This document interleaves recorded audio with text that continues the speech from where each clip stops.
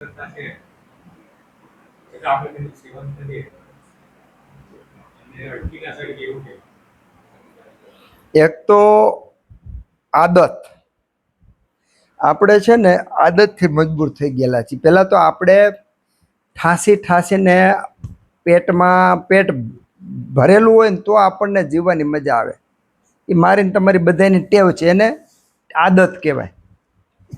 એમ પહેલાં તો આપણે ખાવાનીથી ટેવાઈ ગયેલા છીએ.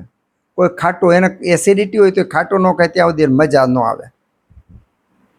તો એક તો ટેવાઈ ગયેલા છે. ખરેખર તો જેનામાં પિત્ત વધારે છે ને ખાટું ખારું તો ખાવાની ઈચ્છા થવી ન જોઈએ, પણ થાય છે. એનું કારણ શું છે કે જેવી રીતે બળતામાં ઘી હોમો તો આગ વધારે થાય, એમ જેમ ખાટું તીખું વધારે ખાય એમ એની ભૂખ વધે, એટલે એને પેટ હળવું લાગે.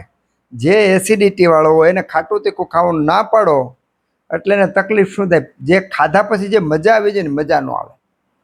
ભલે પછી એસિડિટી થઈને હેરાન થાય, પણ ઘડીક જે પેટ હળવું, કારણ કે એમાં શું થાય કે તરત જ એનું પાચન થઈ જતું હોય છે ક્ષણિક પૂરતું.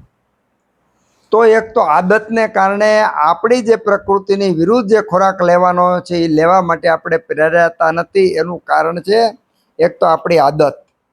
બીજું કે એ દોષ આપણને એટલી હદ સુધી હેરાન નથી કરતો કે જેના કારણે આપણી આદત છોડીને, આપણી રુચિ છોડીને પણ આપણે પરેજી પાળીએ.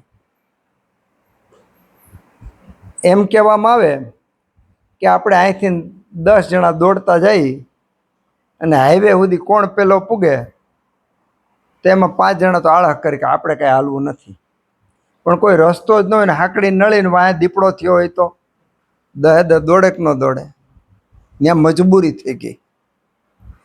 તો જ્યાં મજબૂરી હોય અને કામ કરે એ કાંઈ બુદ્ધિની વાત નથી, પણ જ્યાં મજબૂરી નથી છતાંય જરૂરી સમજે એ બુદ્ધિશાળી વ્યક્તિ કહેવાય.